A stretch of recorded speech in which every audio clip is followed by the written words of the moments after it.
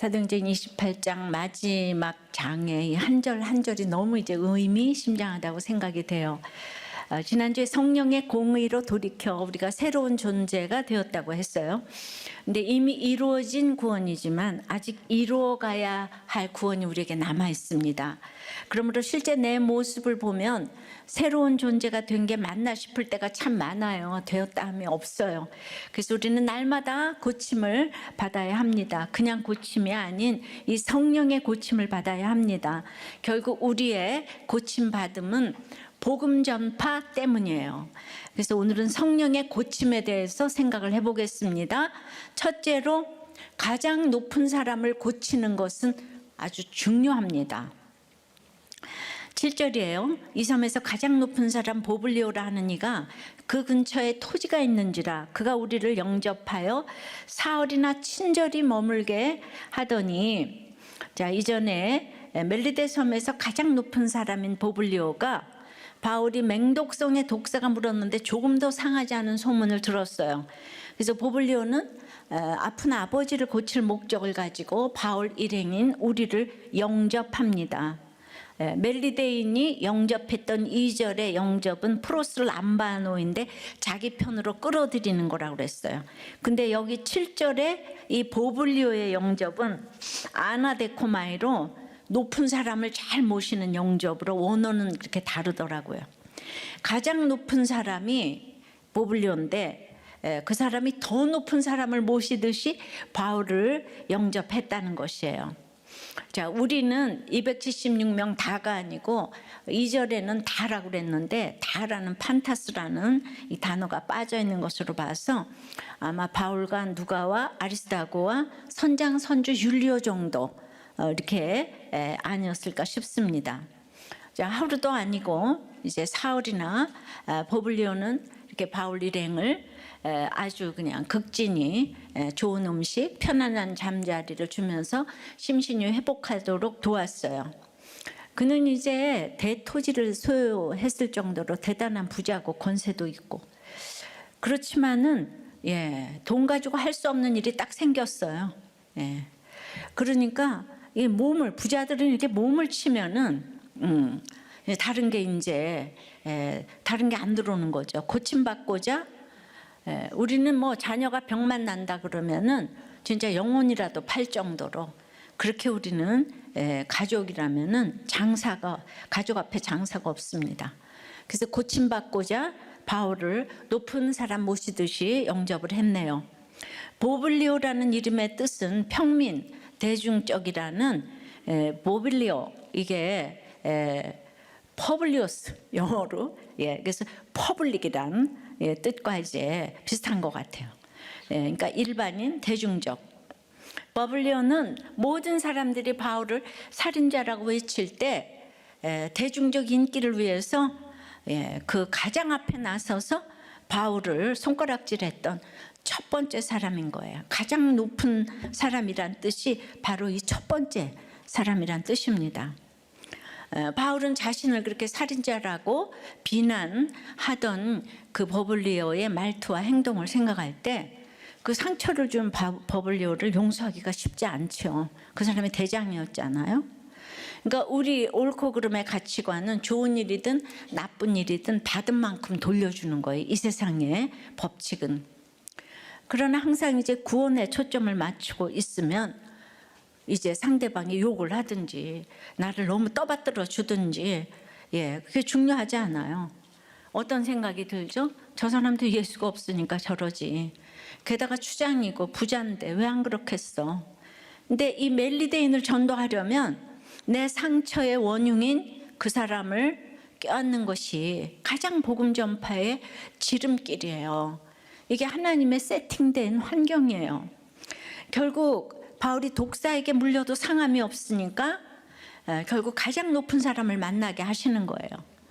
근데 이 세상은 다 특별한 동정으로 섬기다가 금세 살인자가 됐다가 금세 또 신이시여 하는 그 변덕이 죽을 듯하는 이 세상의 가치관으로 사는 사람들은 이 세상의 높은 사람을 아주 좋아합니다. 그래서 가장 높은 사람을 고치고 그가 변하여 영향을 끼치는 것은 아주 중요합니다. 그만큼 이 세상은 서열이 중요하고 겉모습이 중요해요. 예. 그런 사람이 변하기가 쉽지는 않지만은 변하면 중요한 일을 할 수가 있게 되죠. 우리는 진짜 이 손흥민 선수 같은 사람이 예수 믿으라고 한마디 하면 얼마나 좋을까? 이런 야무진 꿈을 가지고 있지요. 예.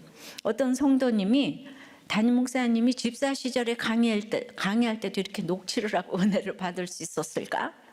또 몸빼바지 입은 그 목사님 어머니가 화장실 하던 그 당시에도 그 어머니를 존경할 수 있었을까? 하는 리플을 제가 읽었어요. 근데 집사 시절이나 지금이나 저의 에스겔 간증이 달라질 수는 없는 것이고 또 메시지도 큰 틀은 뭐 같아요. 그래도 직분과 지위가 제 복음을 되게도 하고 안 되게도 하는 걸 이제 경험하면서 왔어요. 근데 이것을 인정해야 하는 거예요. 그러니까 가장 높은 보블리오를 내가 만날 수는 없어요. 근데 자발적으로 그가 만나자고 하니까 이게 웬 기회입니까? 웬 떡입니까? 이렇게 생각할 수 있어야 돼요. 근데 상처 준 지도자에 대해서 원수 갚을 생각만 한다면 서로 고침받을 길이 없는데 요즘 아주 우리나라를 보면 그냥 딱 그래요. 예. 널 조각 붙들고 겨우 상륙했는데 나를 살인자라고 동네방네 떠들었어. 추장이면 다야, 부자면 다야, 나를 살인자라고 해서 죽을 때까지 나는 용서 못해. 이러면 이거 믿는 사람이에요? 예. 믿어도 죄는 죄야. 우리는 끊임없이 우리의 상처를 그냥 외칩니다. 맞아요. 그런데 부자가 하늘나라 가기가 낙타가 바늘기로 들어가는 것보다 더 어려워서 전도하기가 그야말로 하늘의 별 따기예요. 그런데 바로 그 높은 사람이 그 집으로 일단 초대를 해주면은 여러분은 이때 내가 암살을 해야 되겠구나. 복수를 해야 되겠구나. 예. 나의 명예를 실추시킨 저들을 죽이리라. 이게 이 세상 정치죠. 근데 믿는 우리는 저들이 예수를 몰라서 사랑도 용서도 모른다는 걸 알아야 해요. 사람은 사랑을 할 수도 만들 수도 지을 수도 없잖아요.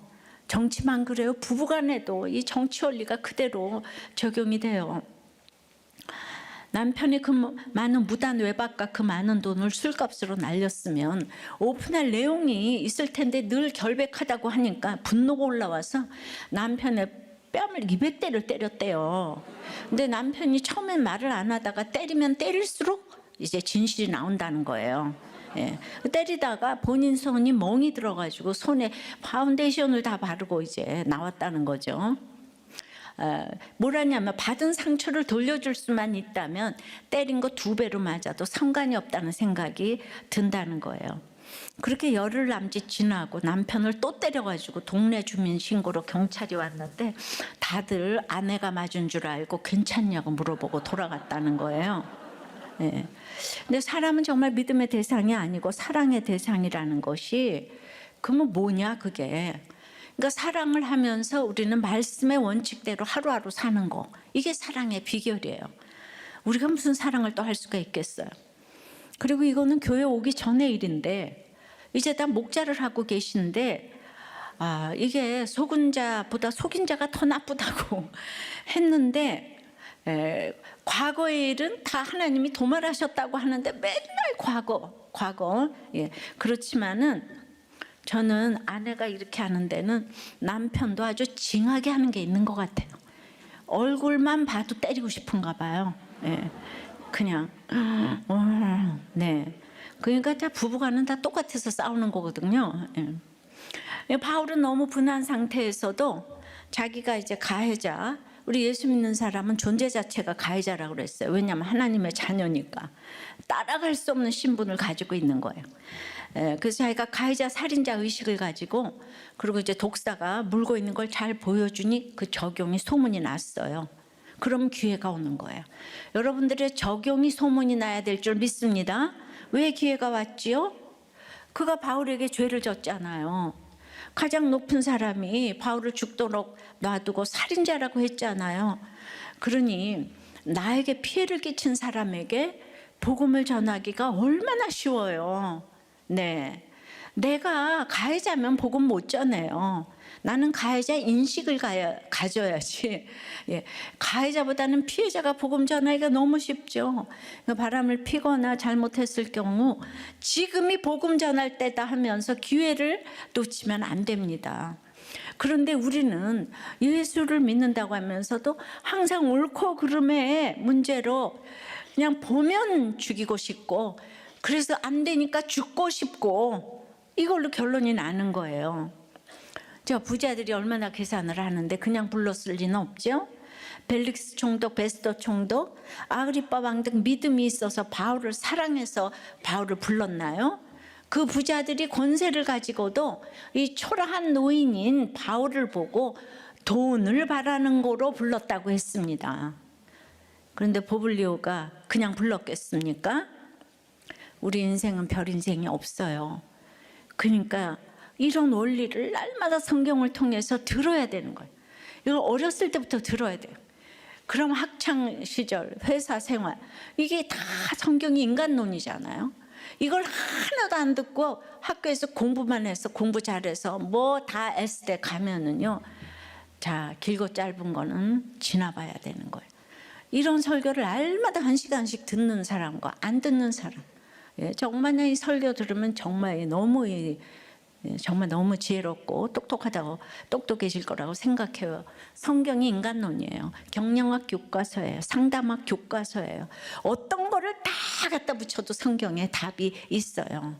그래서 우리는 기회가 있을 때마다 복음 전할 기회로 삼아야 해요. 열매 맺는 것은 주님이 하실 일입니다. 예.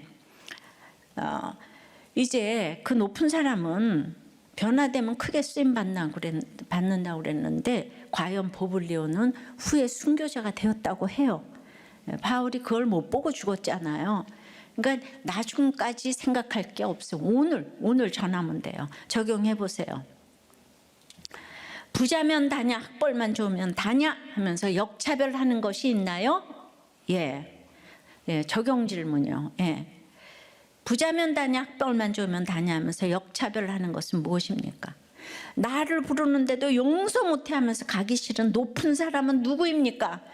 한 권찰님이, 직장 목장 권찰님인데, 남편 목자는 체면을 너무 중요시 여겨서 싫은 소리를 못해서 양육이 안 된대요. 그래서 내년에는 주중 목장으로 꼭 가셔서 더 치열하게 나누고 양육을 더 받으시는 게 좋아요. 예, 아주 우리 멋있어요. 예. 그래서 남편 목자를 약간 디스했죠. 네, 무슨 말인지 당체 못 알아들으시네. 예. 자, 성령의 고침은, 그래서 높은 사람도 중요해요. 예. 두 번째는 이렇게 아픔 속으로 들어가 기도하고 안수할 때 고침을 주세요. 아픔 속으로 들어가야 해요. 8절입니다. 보블리오의 부친 열병과 이질에 걸려 누워있거늘 바울이 들어가서 기도하고 안수하여 낫게 하며, 들어가서 기도하고 안수하여 낫게 하며. 지난번에 성령의 공의는 결국 고침으로 연결돼야 이 공의가 무서운 게 아니고 예수님의 사랑으로 느껴지게 되는 거죠. 보블리오가 당연히 그냥 부르지 않았다 그랬어요. 예. 그러니까 아무리 아픈 것도 내 문제가 되면 지푸라기라도 붙잡고 싶기 때문에, 예, 이제 바울을 불렀지만은 이 사람이 교양이 또 구단이라서 사회적 체면이 있기 때문에 먼저 바울 일행을 융숭하게 대접하고, 예, 그 다음에 부친의 병을 사흘 후에 오픈했어요. 바울은 혹시 알았어도 또 보블리오가 오픈할 때까지 기다려야 되는 거예요. 그러니까 바울을 앞장서서 살인자라고 했으니까 사흘 동안이나 아픈 아버지를 놔두고 환대하고 먹이고 쉬게 한 거예요. 여러분, 괜히 높은 사람이 되는 게 아니더라고, 그죠? 오자마자 빨리 병 고쳐요 이래야 되는데, 자, 이런 것도 다 여러분 높은 사람 되려면 이런 걸 다 외우세요. 보블리오의 부친의, 그러니까 이제 이 보블리오는 이제 부치는 그 열병은 지금 보면 말라리아하고 이질은 이제 그 소화기 계통의 질병이잖아요. 우리가 3년째 코로나에 시달리고 있지만은 지금도 이렇게 무서운데 그 당시는 뭐 속수무책이잖아요. 그러니까 뭐 다 이제 격리되고 또 심하면 2, 3년도 가고 아니면은 막 그냥 며칠 만에 다 죽었다는 거죠. 굉장히 무서운 이제 이렇게 풍토병에 걸렸는데 버블리오는 아마 자신의 집에 이런 아픔이 없었다면 그 바울이 뱀에 물려 독사에 물려서 살아났다는 얘기를 듣고도 그냥 뭐 지나쳤을 거예요. 예, 이 부자들은 어떤 간증을 들어도 표적을 봐도 나와 상관이 없지요. 부자들은 배가 불러요.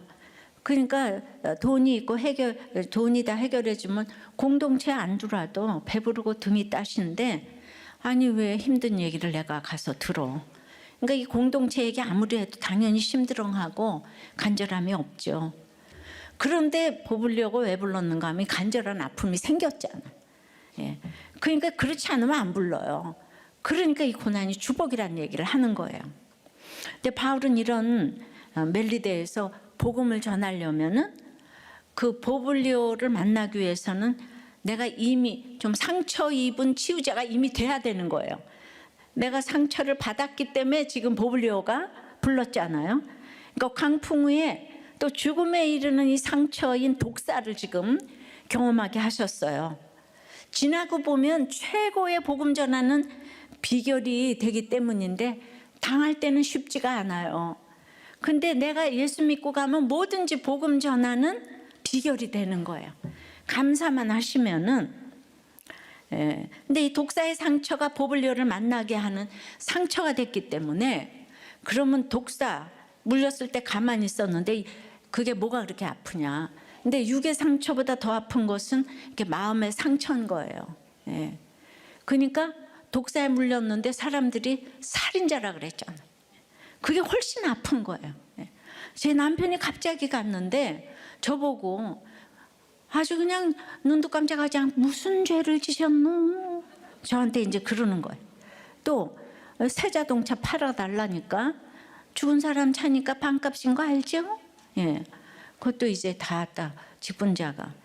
그러니까 이렇게 내가 아픈 것보다 아무렇지도 않게 던지는 그 말들 있잖아요. 그게 내가 당한 일보다 더 훨씬 힘들 때가 많아요. 예. 막 아이를 잃었는데 아유 괜찮아 다시 나면 되잖아 뭐 이런 얘기. 예. 그러니까 사람들은 진짜 자기가 무슨 말을 하는지를 몰라요. 당해보질 않아가지고. 그러니까 이제 바울은 자기가 이미 이렇게 상처를 입어봤기 때문에 이제 영접이 기꺼이 응하죠. 누가는 바울이 그 보블리오의 부친에게 들어갔다라는 단어를 사용해요. 들어가서 기도하고 안수해요. 안수는 그에게 두 손을 얹어 그를 치유했다는 뜻인데요. 자신의 손을 환자의 몸에 얹는 행위는 그 아픔이 나의 아픔이라는 고백이에요. 그러니까 그때 격리를 했는데 가서 손을 얹는 거는 내가 전염돼도 괜찮다 이런 뜻이 있잖아. 아주 그때 굉장히 무섭게 격리를 했죠. 나병이 걸려도 격리하고 성경에 나오잖아요. 그러니까 이거는 이제 안수, 손을 얹었다는 거는 내가 힘이 있어 너를 고치겠다는 뜻이 아니라 주님 이 사람과 저는 똑같아요. 이 사람과 나는 똑같이 주님의 치료가 임해야 될 아픔이 있어요. 이 사람의 아픔이 저의 아픔이에요. 우리를 불쌍히 여겨주시고 고쳐주세요. 이 표현인 거예요. 그러니까 목장에서 늘 우리가 같이 기도하면서 이 집사님의 아픔이 저의 아픔이에요. 다들 기도하잖아요. 기도 제목 내놓고 다 눈물로 이 집사님의 아픔이 저의 아픔이에요. 안수하니까 병이 낫습니다. 그래서 정말 이런 안수 기도가 이렇게 필요한데요. 헬리나우에는 상처 입은 치유자에서 고통 속으로 들어가지 않고 누가 그것을 없앨 수 있겠는가. 화재가 난 집안에 갇힌 아이를 구하려면 불 속으로 들어가야 되고 또 사막에서 길을 잃은 사람을 구하려면 사막 안으로 직접 들어가야 된다는 거예요. 그러니까 바울을 가장 힘들게 한 버블리오에게 바울은 상처 입은 치유자가 되는 거죠.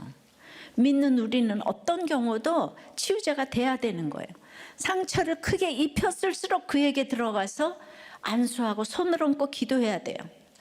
기막힌 남편과 아내가 자녀가 이렇게 살아내는 성도들이 너무 많은데도 우리가 아무리 들어도 우리는 내 손가락 아픔이 제일 크기 때문에 이게 너무 그냥 이렇게 와서 닿질 않아. 목장에서 서로가 가해자인 것을, 우리가 존재론적으로 가해자인 것을 인정하면 나눔이 너무 풍성할 텐데요. 우리는 목장에서 우리를 가르쳐도 힘들고 위로해주지 않아도 힘이 들어요. 언제나 내 편만 들어주고 칭찬만 해줘야지 목장이 좋다 그래요. 근데 이제 거기까지만 가면 안 되잖아요, 그죠? 그러니까 우리가 서로 다 존재 자체가 가해자라는 얘기를 생각을 하고 서로 듣고 또 이제 잘 경청해야 됩니다. 그러니까 한 여자 목사님 설교는 잘못 알아들었었는데 목장 때문에 우리들 교회 왔다는 거예요. 내 얘기를 할 수 있어서. 이 목장은 한심한 나를 드러내는 자리인데 끊임없이 깨질 수도 있고 ABCDF G라를 떨 수 있는 곳이라는 믿음으로 그래도 처음부터 와서 자기는 그분들을 이제 믿었었던 것 같다고 하는데 사실은 이렇게 목장 말고는 갈 데가 없었다는 거예요. 근데 목장에서 목자님이 작정하고 나에게 처방을 해주시니까 엄청 상처를 받았는데 그런데도 세월이 지나도 여전히 똑같다는 거예요. 늘 안 되는 나 때문에 괴로웠는데 그래도 왜 안 떠났냐 하면 여기가 마지막인 곳이라는 생각 때문에 그런 생각해 주는 게 얼마나 감사해요. 그만큼 음란하고 악한 나를 직면하는 건 힘들어요. 그러니까 우리의 상처는 드러내기도 아프고 안 드러내기도 힘들어요. 그래서 우리는 그냥 힘들어요, 그냥. 하나님 앞에서 나를 보지 않으면 늘 힘들어요. 드러내도 힘들고 안 드러내도 힘들고. 그럴 바에 빨리 드러내고 수술하고 새로운 살이 돋아나는 게 더 낫지 않아요? 목장이 괴롭고도 마지막인 곳 맞아요. 나를 보게 해주는 거. 근데 자기를 보는 게 죽은 사람을 살리는 것보다 어렵대잖아요. 자기 보는 거 너무 싫어한대잖아요. 왜냐하면 지옥 불에서 올라온 자존적인 교만이 있기 때문에. 맞아요. 목장 말고 갈 데가 없어. 또 한 부목자, 남자 부목자님이 자기는 예전 생각해보면 술 모임을 갖게 되면 늘 하는 얘기가 옛날 학창시절 뻔한 얘기밖에 없는데 근데 믿음의 공동체라는 건 정말 설교만 있는 게 아니고 우리가 이렇게 듣고 나눌 수 있는 목장이 있기 때문에 그 나누려고 산책하면서도 다시 말씀을 듣게 되고 적용 질문을 생각하게 되고 그게 정말 큰 것 같고 띵크를 할 수 있는 질문과 말씀이 있으니까 그래서 목장에서 나눔도 기쁨이지만은 특별히 학벌, 직업, 나이 이런 게 관계없이 이렇게 내 죄를 터놓고 나누고 처방하고 또 가장 좋은 건 식사가 공짜 아니겠습니까? 이러면서 너무 좋아하시더라고요. 맞아요. 그러니까 사실 우리가 이렇게 가만히 친구들 모임에서 나누는 얘기가 다 뻔해요. 뻔해. 근데 목장에서 오면 날마다 주제가 다르고 나를 보게 해주는 진짜 이 기가 막힌 곳이라고 생각이 돼요. 우리의 삶은 모두 독사에 물려 있어요. 날 때부터 죄인인 것이 그 증거거든요. 그래서 이제 하나님과 나와의 관계가 이제 무너진 이거를 회복하기 위해서 상처를 준 버블리오의 집에 들어가는 거고 이제 거기 누구도 해결할 수 없는 그 아픔 속으로 내가 먼저 아픔을 당해봤기 때문에 들어가서 이제 안수하는 거죠. 그러나 실제로 고치신 분은 누구예요? 안수했다고 바울이 고쳤습니까? 바울의 들어감이 기도가 안수가 주님이 앞서가신 일을 따르는 일이자 주님의 이름으로 행한 일이니까 주님이 바울을 통해 버블리오 부친을 고치셨죠. 주님이 고치셨습니다. 할렐루야. 주님이 고치셨어요. 그러니까 내가 잘난 척하면 안 되는 거죠. 적용해 보세요. 여러분은 상처 입은 치유자입니까? 상처받은 피해자입니까? 더 쉽게 가해자 인식을 하나요? 피해자 인식을 하나요? 또 이제 그 여자 목장에 이렇게 목자님께서 이렇게 이제 이 또 다른 목자님 보고 우리도 교회 초등학교 3, 4학년 아이들을 좀 섬겨보시라고 그 봉사를 통해서 우리 집사님이 아주 그 치유함을 느끼게 될 것 같다고. 왜냐하면 자기 아이들이 3, 4학년 때 많이 힘들었었기 때문에 그 상처를 그때 받아서 치유가 됐기 때문에. 그래서 그것까지는 좋은데 저는 매사에 귀찮아하고 모든 일을 힘들어하는 스타일이라서 제가 교회 봉사를 하면 남편이 교회에서 아이들을 홀로 챙겨야 되는데 이게 가능할까? 그래서 남편에게 그 얘기를 하니까 남편이 도리어 뭐라고 그러냐 하면 봉사하기로 마음먹었으면 이후의 일들은 걱정하지 말아야지. 아우, 이 남편 목자님 너무 훌륭하셔서 박수 한번 좀 쳐주고 싶어요. 예. 그러니까 상처 입은 치우지 않은 대단한 상처만을 의미하는 건 아니에요. 우리도 교회 이렇게 목장에서 권유해 주시고 정말 최고입니다. 근데 그 처방이 아마 나중에 간증할 일이 올 거예요. 왜 최고인지. 예. 그래서 내년에도 곳곳에서 많이 섬기시기를 바랍니다. 예, 성령의 고침 이제 이렇게 세 번째는 첫 번째 정말 가장 높은 사람 중요하고 두 번째는 아픔을 가지고 들어가서 정말 기도하고 안수해서 낫게 해야 되는 거죠. 상처 입은 치유자로. 그렇게 되면 세 번째는 공동체와 함께 사명이 이어지는 거예요. 예.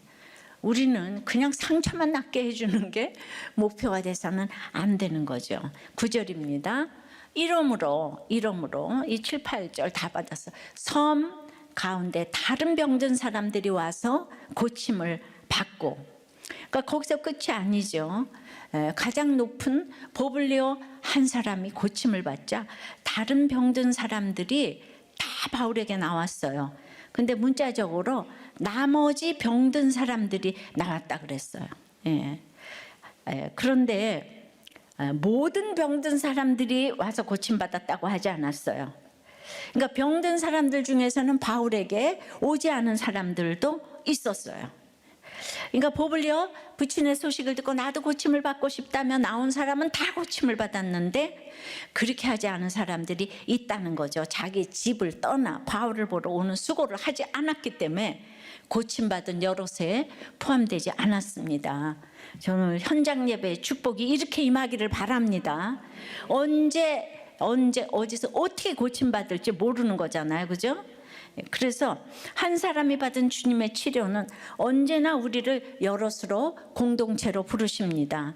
교회가 그렇잖아요. 이 세상에 혼자 있는 교회가 어디 있겠어요. 나 혼자 뭐 믿으면 돼. 혼자 예배드리면 되지 뭐. 나 혼자 말씀 묵상해요. 이렇게 혼자 교회는 주님의 사전에는 없어요. 심지어 홀로 한 분이신 하나님도 성부, 성자, 성령 이렇게 공동체로 계시잖아요. 물론 북한처럼 특별한 경우도 있지만은 그러나 그들도 지하에서 끈끈이 또 이제 지체가 있으리라고 생각합니다. 그러니까 아무리 이렇게 교회 꼴보기 싫은 지체가 있고 조직이 마음에 안 들고 리더십이 인정이 안 된다 해도 주님이 여럿을 함께 부르신 이 교회 공동체를 떠나면 안 됩니다. 여럿이 함께 고침을 받으며 살아야 합니다. 그래서 공동체에 붙어만 있으라고 제가 늘 외칩니다. 말씀이 들리지 않아도 그저 예배의 자리에 와서 앉아만 있으라고 날마다 이제 부르짖죠. 붙어만 있으면 다 고침을 받더라고요. 제가 이렇게 보니까 다 그런 고침을 경험하셨죠? 고치다의 원어가 바로 테라페오인데 이게 테라피, 영어 테라피의 어원이에요. 기본적으로 고치다는요, 섬기다, 돌보다라는 뜻이에요. 그러니까 병 고침 받는 게 그냥 섬기고 돌봐야 돼요. 의사가 환자를 돌보는 일이 고침이기 때문에 고치다, 치료하다는 뜻으로 널리 쓰이게 되었는데 신약에서는 대부분 예수님의 치유 사역에 대해서 이게 쓰였어요. 예수님께서 갈릴리부터 유대와 사마리아까지 다니시면서 힘쓰셨던 이 치유 사역이 바울의 손을 통해 이제 멜리데 섬에서도 이루어지는데요. 자, 마가복음 마지막 장 16장 18절에 이런 구절이 있어요. 뱀을 집으며 무슨 독을 마실지라도 해를 받지 아니하며 병든 사람에게 손을 얹은즉 나으리라. 예, 유명한 예수님이 말씀하신 치유 구절이 바울에게 그대로 문자적으로 이렇게 이루게 하신 거예요. 이거 복음을 전하는 자들에게 주시는 특별 은총인데요. 그리고 이제 또 띵크를 해봐야 되잖아요. 문자적으로 멜리데는 금세 떠날 곳이기 때문에 마구 기적을 베풀어도 상관이 없어요. 누가 왕노릇을 하지 않아요. 예수님도 기적을 베푸시고는 늘 떠나셨어요. 근데 날마다 한 곳에서 치유 사역을 계속하는 것은 아주 위험합니다. 그 선교지에서는 그게 좀 가능하지만 우리가 복음 전하고 떠나야 되는 것은 양육은 성령님이 시키실 거니까요. 그러니까 그때는 정말 다 야만인이잖아요. 멜리데인들이. 그러니까 이렇게 치유 사역을 보지 않으면 믿을 게 없잖아요. 특별한 복음을 전하는 사람에게 주신 특별한 은총인데 그것이 계속 되어지는 병고침의 역사만 원하시면 이제 안 되는 거죠. 그럼 뱀을 집어도 독을 마셔도 해를 받지 아니하는 표적은 어떻게 지금 이제 21세기 한국의 남한 그중에서도 서울, 경기에 사는 우리들은 어떻게 적용해야 될까요? 기독교가 들어온 지도 한 세기가 지났고 10위권에도 들어가고 축구 16강에도 들어가는 엄청난 축복을 받았어요. 그러면 이게 적용이요. 다 성경에는 보면은요. 그 수준에 맞게 적용하게 다 되어 있어요. 그래서 오늘 그 구속사적으로 이 구절을 어떻게 적용할 것인가를 한번 생각해 볼게요.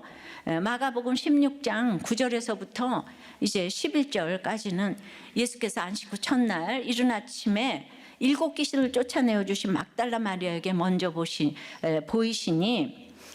이제 이 일을 예수님이 이제 11절에 살아나셨다는 것과 이제 마리아에게 보이셨다는 것을 이제 알렸어요. 그랬더니 안 믿었어요. 그 얘기를 했더니 안 믿었어요. 그러니까 예수님의 부활을 가장 잘 외쳐줄 사람은 똑똑한 사람, 마음씨 좋은 사람이 아니라 7 귀신 들린 막달라 마리아라고 하는 거예요. 막달라 마리아는 이른 새벽에 제자들과 남자들도 안 가는 무덤에 갔어요. 저는 우리들 교회가 이렇게 귀신 들린 사람, 눌린 사람, 아픈 사람들이 와서 예수님을 사모하는 교회가 되기를 원합니다. 그리고 오늘 신경질 귀신, 돈 귀신, 여자 귀신, 남자 귀신, 공부 귀신, 음란 귀신 딱 7 귀신만 물러가기를 바랍니다. 네, 그랬는데 그 막달라 마리아가 전했는데 11절 보면 이 제자들, 예수님께 양육받은 제자들도 예수님의 부활을 믿지 못했어요. 아마 전하는 사람이 정말 그 창녀였고 귀신 들렸기 때문에 더 믿지 못했을 수 있죠. 제가 제 남편의 구원을 에스겔 말씀으로 전했을 때 제 곁에 여인들을 모두 기뻐했어요. 근데 제자들이 믿지 못했던 것처럼 많은 남자분들이 저의 말을 믿지 않더라고요. 또 이제 뭐 그 중에는 하여튼 심각하게 듣지 않았어요. 그러니까 평신도인 제가 에스겔을 읊어대니까 집중해서 듣지 않았어요. 저와 같은 환경에 있는 사람들만 공감했습니다. 그래서 저는 제 큐티 모임에는 여자들이 압도적으로 이제 많았잖아요. 그래서 저와 같은 환경에 있는 사람들만 공감을 했는데 그래서 제가 50이 될 때까지는 남자 모임도 안 했다 그랬잖아요.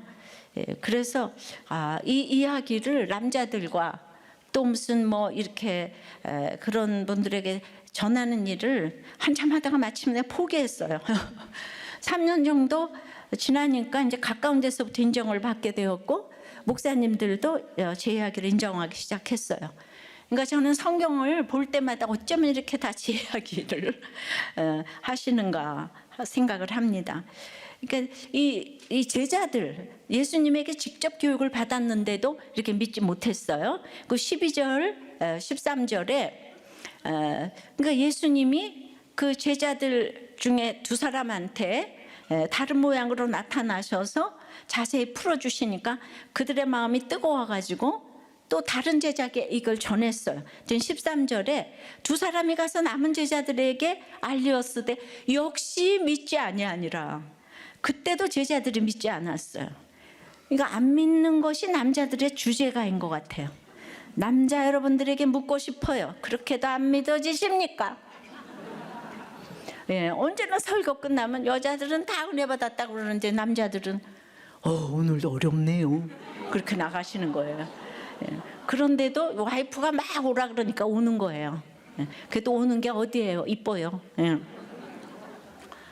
그러니까 지금 9절서부터 계속 안 믿는 거, 안 믿고 또 안 믿고. 14절에 그 후에 11제자가 음식 먹을 때에 예수께서 그들에게 나타나서 그들의 믿음 없는 것과 마음이 완악한 것을 꾸짖으시니 또 역시 믿지 아니하밀로라. 예. 그러니까 제자들이 지금 믿었다는 내용이 마가복음 16장 마지막 장에 전혀 없는 거예요. 복음을 도리어 적극적으로 거부하고 배척할 때 쓰는 완악이라는 단어를 써서 바위 같은 마음을 말하는 거예요. 그러니까 생전에 예수님이 제자들을 꾸짖으실 때 한 번도 사용하지 않은 강력한 용어로 예수님은 애정을 가지고 제자들을 가르치셨는데 제자들은 이렇듯 완악하고 믿음이 없었던 거죠. 그러니까 예수님은 부활의 몸이기 때문에 음식을 드시지 않아도 되었는데 그들의 수준으로 낮아지셔서 음식을 또 같이 드셨어요. 그러니까 여자분들이 우리 남자들의 수준으로 좀 낮아져야 될 것 같습니다. 기꺼이 좀 내려가 주시기를 바라요. 근데 우리들 교회도 그렇고 큐티 선교회 때도 그렇고 그때 큐티 선교회 때도 1000명이 나왔는데 여자들이 1000명이 나오면 뭐 하겠어요? 일을 안 해, 일을. 예. 그러니까 그냥 몇 명의 남자가 그 일 다 해. 여러분들 여기 어저께 와가지고 전부 다 카페 깔고 의자 깔고 한 거 다 남자야. 저는 남자들만 존경해. 예. 남자들이 없으면 교회가 안 돼, 교회가. 여자들은 입만. 예. 그러니까 이 일은요, 이 완악했던 이 제자들이 다 하잖아요, 결국. 그러니까 이 얘기를 하면서 이 배경으로 15절이 나오는 거예요. 또 이르시되 너희는 온 천하에 다니며 만민에게 복음을 전파하라. 뭐 믿고 세례를 받는 사람이 있고 믿지 않는 사람은 정죄를 받겠지만은 이러면서 그 말도 안 되는 제자들에게 하나도 공로가 없이 그래도 온 천하에 다니며 복음을 전파하라고 그 명령을 주시고 이러면서 17절 18절 믿는 자들에게 이런 표적이 따르리니 곧 그들이 내 이름으로 귀신을 쫓아내며 새 방언을 말하며 뱀을 집어올리며 무슨 독을 마실지라도 해를 받지 아니하며 병든 사람에게 손을 얹은즉 나으리라. 이렇게 완악하게 믿지도 않는 자들에게 온 천하에 다니며 만민에게 복음을 전파하라고 엄청난 명령을 주셨어요. 그러니까 우리가 잘나서 복음 전파하는 명령을 받은 것이 아니고 내가 말씀을 따르고 복음을 전파하면 표적이 따른다는 거예요. 전파하지 않으니까 표적이 안 따르는 거예요. 예, 이런 배경으로 뱀을 짚고 독을 마셔도 해를 받지 아니하겠다고 하셨는데요. 예. 그러니까 복음을 전파할 때 십자가의 복음을 전파해야 이 표적이 따르는데 그 십자가를 모르니까 복음을 전파하러 다니면 저절로 십자가를 지게 돼 있잖아요. 그러니까 먼저 이렇게 복음을 전하러 나가는 사람들이 장땡이라 이거예요. 내가 믿음이 있어서 나가는 게 아니고 에스겔 아내를 하루아침에 데려가고 슬퍼하지 말라 그러잖아요. 이와 같이 표징의 선지자가 되라고. 그러니까 진정한 표징은 무엇인가? 이거 뱀을 짚고 독을 마셔도 해를 당하지 않는 것은 이미 내가 그렇게 치유를 한번 받았으면 그때부터 진정한 표적은 네가 옳다, 고맙다, 미안하다, 사랑한다의 이 세 방언을 표적으로 주신다 그러잖아요. 그러니까 내가 독사에 물려도 당신이 옳아요, 내가 살인자예요, 미안해요, 고마워요, 사랑해요. 이게 세 방언이라고요.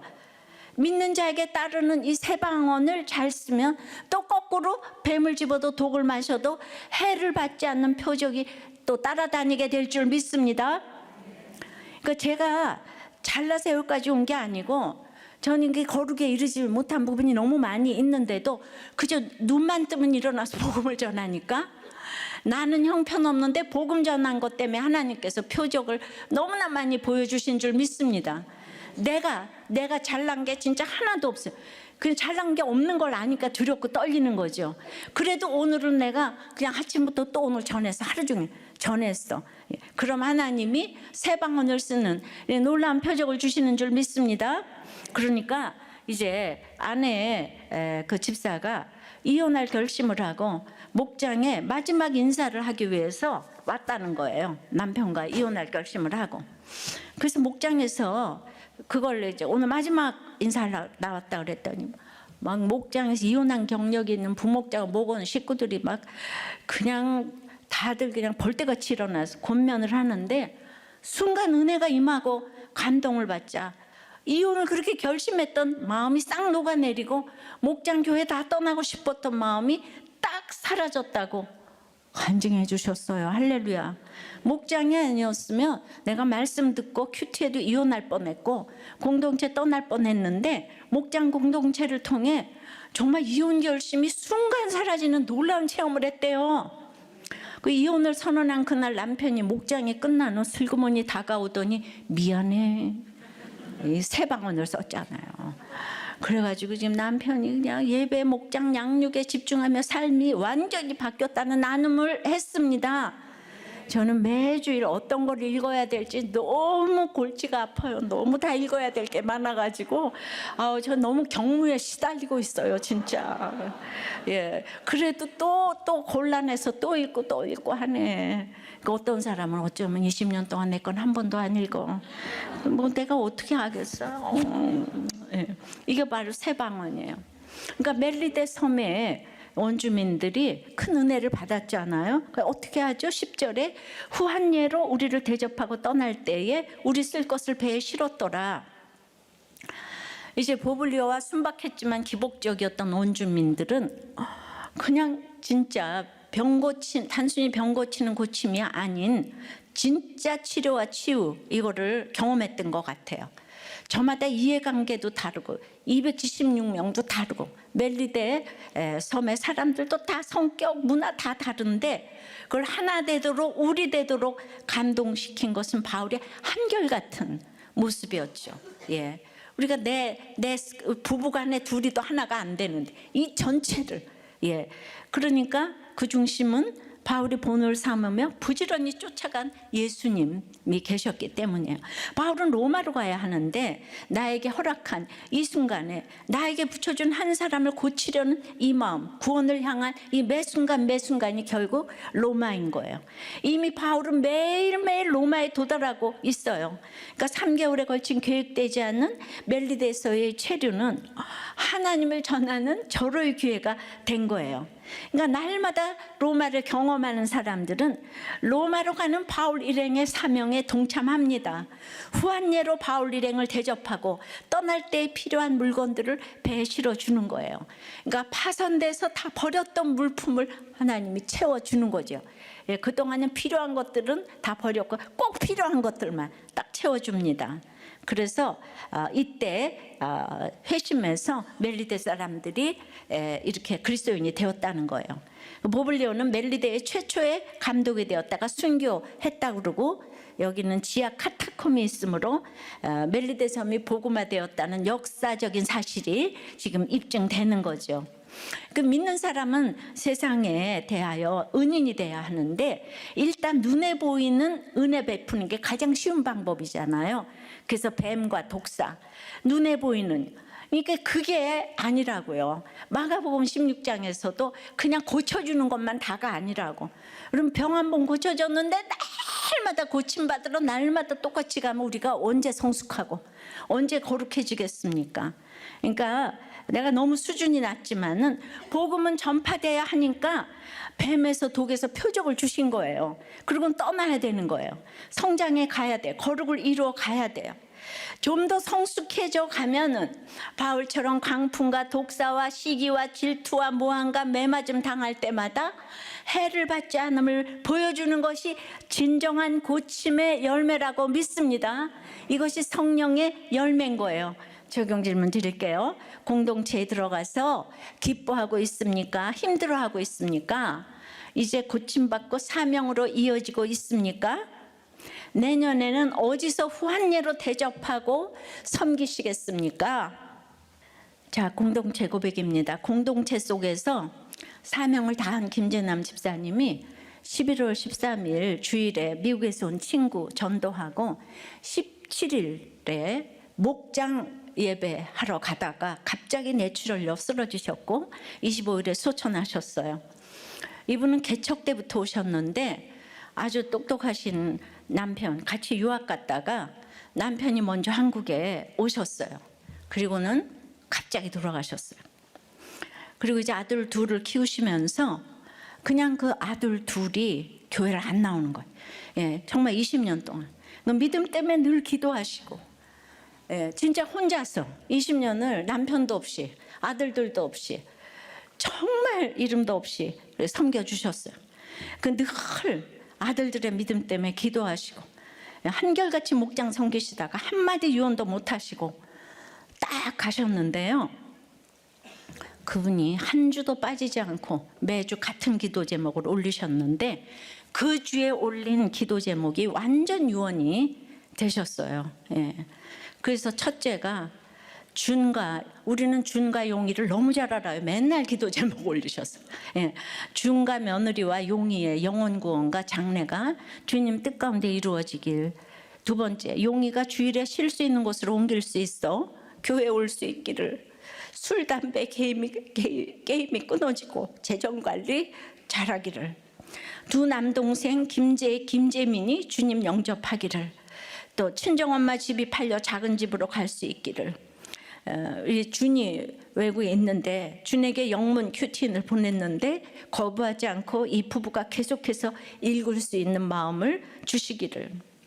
이분이 연명 치료 안 하고 시순 기증하고 한 주도 빠지지 않고 매주 같은 기도 제목으로 유언을 이렇게 남겼어요. 생전에 매일을 마지막처럼 죽음을 완벽하게 준비하도록 정말 주님이 마을림 삶을 인도하셨음에 너무 감사드리고요. 생전에 20여 년 동안 아들들과 같이 신앙생활 못했지만 죽은 뒤에 하나님이 방문하셨다고 이제 오늘 이렇게 어머니의 이렇게 이제 천국 행을 인하여서 오늘 아들들이 참석을 했는데 우리들 교회가 진짜 늘 기도했어요. 준과 용이 모르는 사람이 없어요. 그 준과 용의 믿음 위에서 늘 기도했는데 좀 반드시 어머니의 유언이 이루어지기를 바라는 거예요. 정말 성령의 고침받고 어머니 뒤를 이어서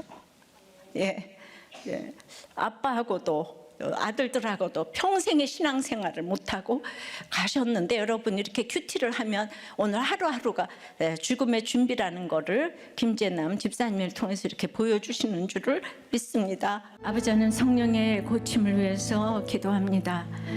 주님, 제가 이렇게 말씀을 묵상하고 남편이 갔는데 제가 거룩하면 얼마나 거룩했겠습니까?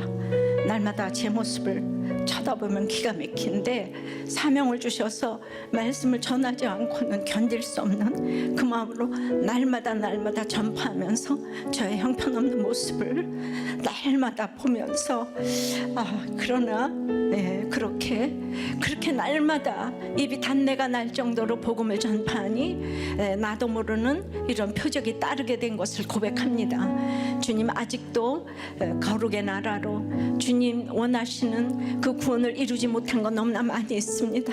그래서 늘 두렵고 떨립니다. 그러나 우리가 수준이 또 하나도 높지 않는 것을 알기 때문에 오늘 이제 여러분들을 위해서 성령의 고침을 위해서 제가 이제 기도를 해드리기를 원합니다. 주님, 그러므로 저는 여러분과 똑같습니다.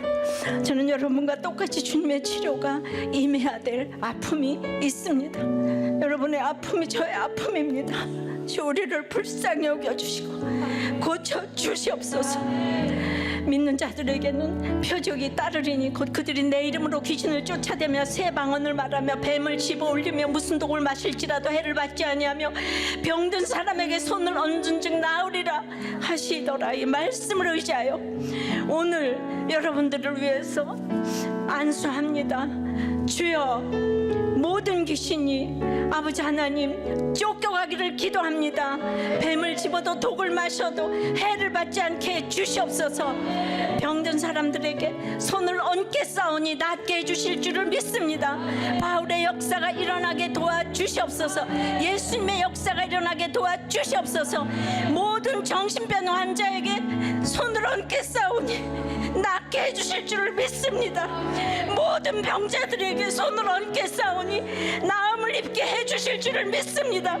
뱀을 집어도 독을 마셔도 나사렛 예수 이름으로 명하노니 다 물러갈지어다. 모든 일곱 귀신들아 물러갈지어다. 물러갈지어다. 성령이 임하게 도와주시옵소서. 우리나라에 임한 일곱 귀신들도 다 물러갈지어다. 성령이 고쳐주셔서 우리 모두 새 방언을 하고 미안하고 고맙고 사랑한다는 방언을 써서 사랑의 움트는 나와 가족과 교회와 나라가 되도록 도와주시옵소서. 모든 병이 물러갈 줄 믿습니다. 독을 마셔도 뱀을 잡을지라도 해를 당하지 않도록 주여 역사하여 주시옵소서. 고쳐 주시옵소서. 살려 주시옵소서. 불쌍히 여겨 주시옵소서. 안수하고 기도하오니 낫게 하여 주시옵소서. 예수 그리스도 이름으로 기도드리옵나이다. 아멘. 모든 재산을 탕진한 아버지 때문에 먹을 것조차 없어서 공부를 중단하고 어떤 일도 마다하지 않고 돈을 벌어 아버지의 빚을 갚았습니다. 처음 가본 놀이공원에서 지금의 남편을 만났는데 두 번째 만났을 때 성경책을 주며 저를 데리고 간 곳이 교회였습니다. 결혼 후 주위의 반대로 첫 아이를 낙태하고 그 후 5번의 자연유산으로 몸이 만신창이가 되었습니다. 그러나 경제력도 없고 직장 생활도 못하는 남편 대신 하루도 쉬지 않고 야간 근무까지 하는 저에게 남편은 일을 못한다고 타박까지 했습니다. 그리고 결혼 생활 17년 동안 남편이 날마다 이혼하자고 졸라대더니 멀리서 걸어오는 모습이 보거나 발자국 소리만 들려도 가슴이 떨려 숨이 죽이고 눈치를 봐야 했습니다. 그러다 보니 머리에서 발끝까지 안 아픈 곳이 없어서 응급실과 병원을 전전하다 2000년 뇌동맥류로 죽음을 경험했습니다. 수술할 수 없다는 의사 선생님의 말씀에 응급으로 관상동맥 시술을 진행했지만 시술 중에 온몸이 마비되었습니다. 두려움에 떨고 있을 때 평생 들었던 두려워 말라 내가 너와 함께함이니라 놀라지 말라 나는 내 하나님이 됨이니라 내가 너를 굳세게 하리라 참으로 너를 도와주리라 참으로 나의 의로운 오른손으로 너를 붙들리라 이사야 41장 10절 말씀이 귓가에 울려 퍼졌습니다. 그 후 중환자실에서 사흘 만에 깨어났고 내 동맥류도 터지지 않았습니다. 신앙생활을 해도 문제와 갈등을 해결할 수 없어 틈틈이 목사님의 말씀을 방송을 통해 듣다 2015년 아들, 딸, 예비 며느리와 함께 등록했습니다. 그리고 남편에게 상처를 위로해주고 함께 울어주는 목장, 얘기를 하며 가정을 중수하기 위한 마지막 교회일 것 같으니 함께 예배 드려줄 것을 부탁했고 부부 목장도 권면을 해주셔서 온 가족이 우리들 교회에서 예배를 드리게 되었습니다. 그러나 어느 날 응급실에 가야 할 정도로 몸이 아파 누워있는데 또 누워있느냐는 남편의 짜증스러운 말에 마음이 무너졌습니다. 그래서 내 인생에 이유는 절대 없다고 참고 참았지만 이제는 정말 남편과 분리해야겠다고 결심하고 목장에 마지막 인사를 하러 갔습니다. 그랬더니 목장에 이혼한 경력이 있는 부목자님과 목원들이 벌떼같이 권면을 하는데 순간 은혜가 임하고 감동을 받아 그렇게 이혼을 결심했던 마음은 싹 녹아내리고 목장과 교회까지 떠나고 싶었던 마음도 사라졌습니다. 목장이 아니었으면 말씀을 듣고 큐티해도 이혼하고 공동체를 떠날 뻔인데 목장을 통해 순간 이혼 결심이 사라지는 놀라운 체험을 했습니다. 그리고 목장이 끝난 뒤에 남편이 저에게 슬그머니 다가와 미안해 하며 새 방언을 했습니다. 이후 남편은 예배와 목장, 양육에 집중하며 삶이 완전히 달라졌고 부드러워졌으며 제가 욕을 해도 화가 나지 않고 웃음이 난다고 합니다. 저도 남편의 저의 상처의 원흉이라고 생각했던 죄를 회개하며 내 잘못이 더 크다고 했습니다. 저희 부부의 사례를 전해주신 날은 손주의 유아 세례가 있던 날이어서 자녀들에게 우리 부부 이야기라고 오픈했습니다. 하나님께서 어떻게 이런 세팅을 준비하셨는지 놀랍고 자녀에게 깨끗한 호적을 물려주게 되어 감사합니다. 저희 부부를 상처받은 피해자에서 상처 입은 치유자로 살게 해주시고 아직 공동체에 온전히 참석하지 못하는 딸 가정이 성령이 고침받기를 기도 부탁드립니다. 저희는 여전히 목장에 참석해 서운한 것, 못마땅한 것을 다 토해내고 건강한 전쟁을 하며 붙어가고 있습니다. 저에게는 목장 자체가 표적이고 목장의 무자와 가로대한 것도 표적입니다. 목장은 하나님의 선물입니다. 그래서 목장 단독방 이름도 하나님의 선물로 저장했습니다. 저희 가정은 가장 높은 사람인 남편을 고쳐주시고 저를 고쳐주신 하나님 감사합니다.